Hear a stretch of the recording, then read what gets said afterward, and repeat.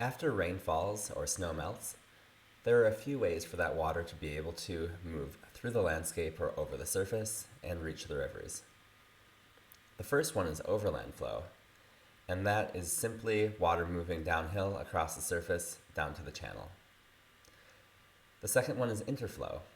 This is water moving through the shallow subsurface above the groundwater table and moving into the river by percolating through pore spaces and fractures and so forth. And the third one is groundwater flow, and this is movement of this persistent layer of groundwater, so fully saturated subsurface, into the stream.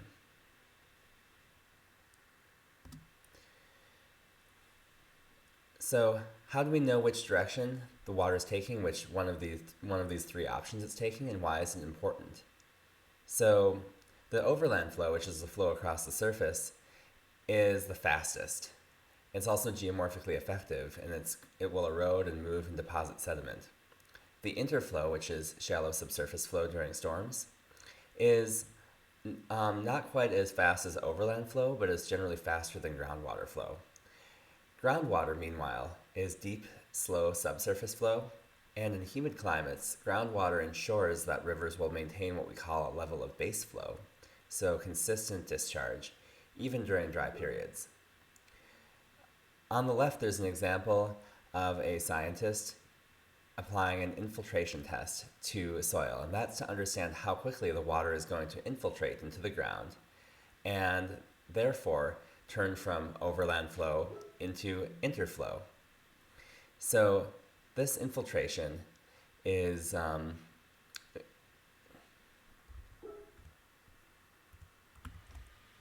So overland flow can occur when rainfall is too fast for the infiltration to take up the water that rains on the surface, and so you can think of this in a really heavy rainstorm, possibly in a drier environment.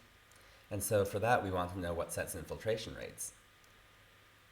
It can also occur when there's just too much water for the soil to hold, and you can imagine that if you're going through a wetland and the water is all the way up at the surface, there's no longer any option for that water to infiltrate downwards. Instead, it has to move sideways.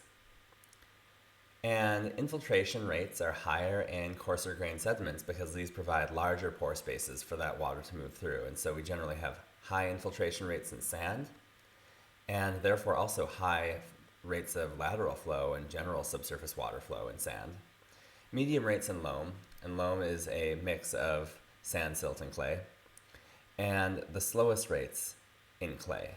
And that might seem familiar if any of you have any experience running around on zones that are underlain by shaly bedrock. So when I used to live in Colorado, I would go running, and the first part of my run was on western interior seaway sediments. So these were laid down during the late Mesozoic era. And all of these seaway sediments are old seafloor clays. And every single time I tried to go running after a rainstorm, I'd run up a hill and be slipping and sliding and basically have clay overshoes on top of my normal shoes and have to scrape those off on the kind of deeper granitic bedrock that I would reach as I got more towards the core of the mountains. And so if that experience is familiar to you, then you know that when it rains, the water doesn't infiltrate into clay. It just sits on the surface and makes a little like clayey, messy muck. So going first for the case in which the water can't infiltrate fast enough, so we call this infiltration excess overland flow, very descriptive. So there's some precipitation, and some of that precipitation will infiltrate into the landscape, but the rest will run off over the surface into the streams, and in the course of doing that, might cause some erosion and deposition and geomorphic change to happen at the same time. The second option is saturation excess overland flow, and you can check if saturation excess overland flow might occur via what we sometimes call the squishy boot test, right? Do you step into the mud and does it feel like your boot is squishing? Does it feel like you might lose your shoe into the mud? In those cases, saturation excess overland flow is more likely to occur. And these are a couple examples on the left of different cases in which we might expect this sort of overland flow. And what you can see from this one on the top left is that in the right-hand side of that, That's a zone where the water table is deep below the surface, and so we're likely to just have infiltration there. But towards the left, as the hill slope becomes more gentle, and so this is a place in which hill slope geomorphology becomes important for hydrology again.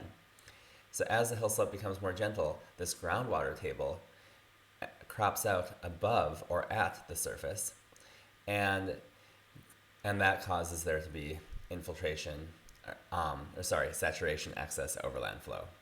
So those are two mechanisms by which we get overland flow, and otherwise water is going to move more slowly to the rivers via interflow or groundwater.